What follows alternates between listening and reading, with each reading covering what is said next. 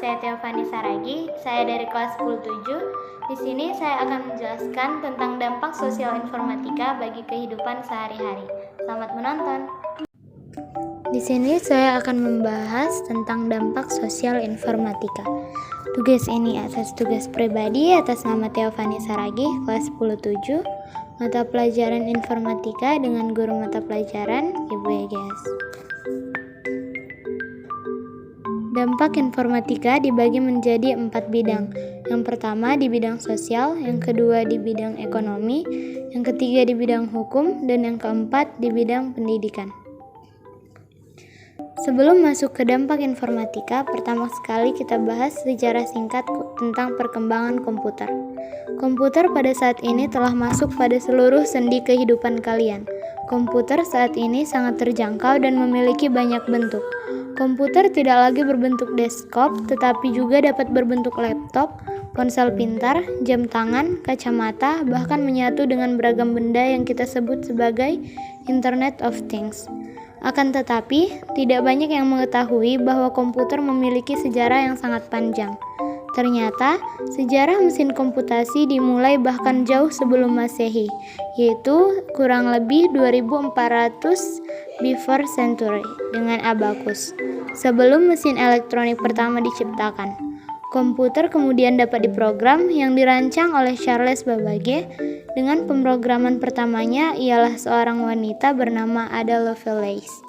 Ada 4 tokoh yang berkontribusi dalam pembuatan mesin Turing, yaitu yang pertama Charles Babbage, Ada Lovelace, Alan Turing, dan Al-Khwarizmi. Yang pertama, di bidang sosial. Terdapat beberapa dampak informatika di bidang sosial. Berikut dampak positifnya. Yang pertama, memudahkan seseorang berkomunikasi dengan orang lain. Yang kedua, memudahkan pemerintah dalam melakukan sosialisasi kebijakan. Yang ketiga, mudah mengetahui budaya luar negeri. Yang keempat, mudah menyebarkan karya-karya. Dan yang kelima, mudah melakukan pertukaran pelajar. Ada juga dampak negatifnya, yaitu yang pertama, disinformasi. Yang kedua, penjajahan budaya. Yang ketiga, terciptanya antisosial.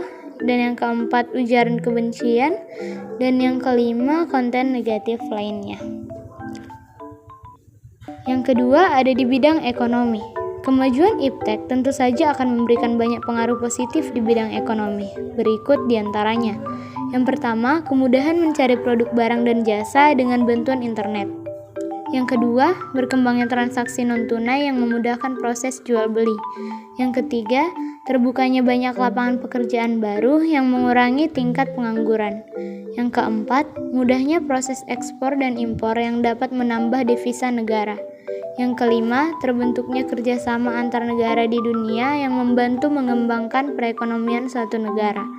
Yang keenam, semakin berkembangnya jenis usaha yang bisa membantu menyeimbangkan kegiatan ekonomi. Yang ketujuh, dapat membantu sistem marketing atau pemasaran. Dan yang kedelapan, dapat membantu pembeli dengan adanya online shop. Selanjutnya yang ketiga ada di bidang hukum. Perangkat lunak merupakan hasil buah pikir atau karya intelektual manusia, seperti halnya buku atau karya lainnya. Oleh karena itu, perangkat lunak harus dihargai sebagai salah satu hak kekayaan intelektual. Sayangnya, karena bentuknya yang berupa benda digital, perangkat lunak lebih mudah untuk diperoleh melalui cara yang tidak legal atau benar secara hukum, atau dengan istilah umumnya ialah melalui pembajakan. Perlu ditekankan bahwa melakukan pembajakan perangkat lunak itu tindakan melawan hukum. Dampak informatika di bidang hukum antara lain yang pertama, membantu penegakan hukum untuk membantu dan cepat tanggap dalam menghadapi permasalahan di dalam masyarakat. Dan yang kedua, untuk meningkatkan partisipasi aktif dari negara-negara berkembang dalam peraturan politik global. Selanjutnya di bidang pendidikan, ada 3 dampak dalam bidang pendidikan. Yang pertama, informasi yang dibutuhkan akan semakin cepat dan mudah diakses untuk kepentingan pendidikan. Yang kedua, inovasi dalam pembelajaran semakin berkembang dengan adanya inovasi e-learning yang semakin memudahkan proses pendidikan. Dan yang ketiga, munculnya media massa, khususnya media elektronik, sebagai sumber ilmu dan pusat pengetahuan yang disalahgunakan oleh pelajar. Sekian penjelasan singkat saya hari ini. Jika saya ada salah kata, saya minta maaf. Sekian, terima kasih.